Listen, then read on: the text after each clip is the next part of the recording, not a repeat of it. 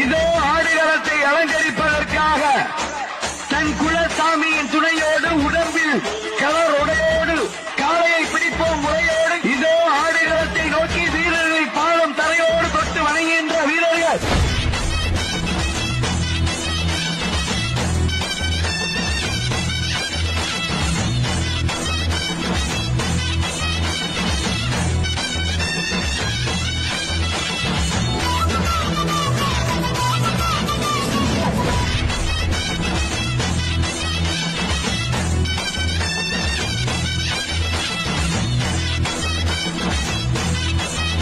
மாடுபிடி வீரர் சிவாஜி சார்பாக சாலப்பாளையம் ராஜா அவர்களுக்கு மாலை அணிவித்து மரியாதை செய்யப்படுகின்றதுப்பா.